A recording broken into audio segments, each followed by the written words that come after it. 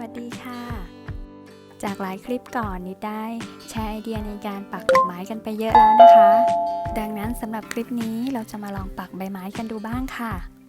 แพทเทิร์นที่นิดได้ออกแบบไว้เป็นใบเฟิร์นก้านดำปักแบบซาตินสติชสั้นยาวค่ะซึ่งวิธีการปักนั้นไม่ยากเลยมือใหม่หัดปักก็สามารถทำได้ค่ะแล้วก็ยังใช้ไหมเพียงแค่3สี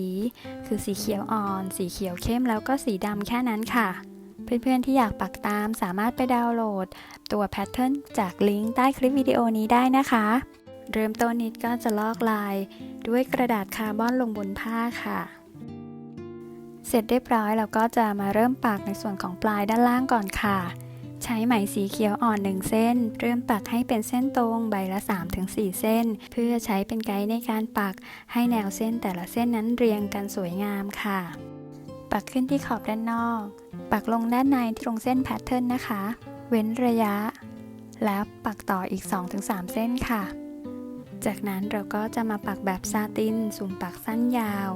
แบบชิดกันจนเต็มพื้นใบนะคะโดยยึดแนวเส้นไกด์พยายามให้แนวเส้นชิดกับเส้นเดิมให้มากที่สุดนะคะ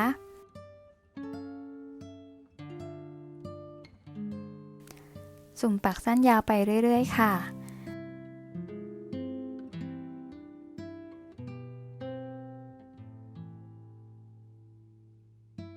เมื่อเต็มใบแล้วเราก็จะไปต่อที่ปลายของใบอื่นๆต่อไปทำแบบนี้เรื่อยๆจนครบทุกใบค่ะ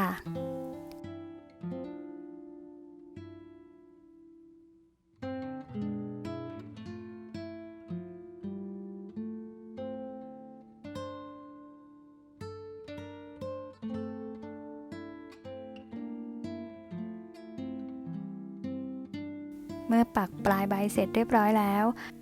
เราก็จะมาต่อกันที่โคนใบที่เป็นสีเขียวเข้มค่ะปักขึ้นด้านในของพื้นที่สีเขียวอ่อนเดิมประมาณครึ่งหนึ่งค่ะแล้วปักลงไปที่โคนตามแพทเทิร์นค่ะสุ่มปักสั้นยาวแบบนี้ไปเรื่อยๆนะคะโดยรักษาระยะแนวเส้นเอาไว้ให้ตรงแล้วก็ขนานกันกับเส้นสีเขียวอ่อนนั่นเองค่ะปักแบบนี้ต่อไปเรื่อยๆจนครบทุกใบค่ะ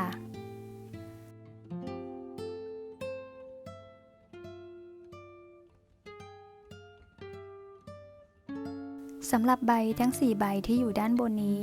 นิดจะใช้สีเขียวเข้มทั้งหมดค่ะดังนั้นเราก็จะใช้วิธีปักแบบเดียวกันคือใช้สีเขียวเข้มปักลงไปที่ปลายใบก่อนจากนั้นก็ใช้ไหมตัวเดิมนี่แหละค่ะปักส่วนของโคนอีกรอบนึงค่ะ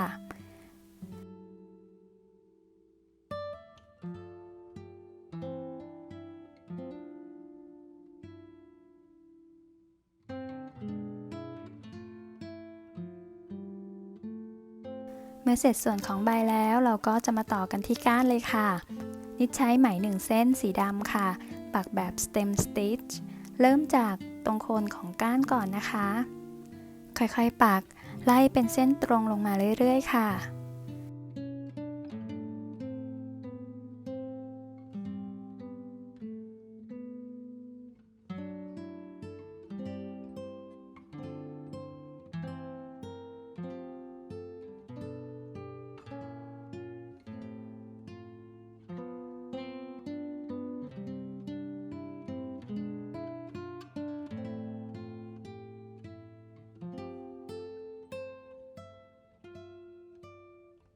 เมื่อถึงก้านใบเส้นเล็กๆนี้นะคะนิดก็จะใช้วิธีการปักแบบเส้นตรง1ครั้ง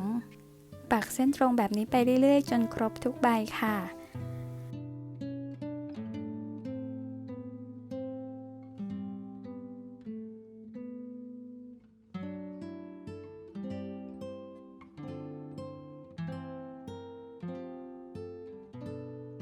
เสร็จเรียบร้อยสำหรับการปักใบเฟิร์นก้านดำผลงานของเราที่เสร็จแล้วก็จะเป็นหน้าตาแบบนี้นะคะ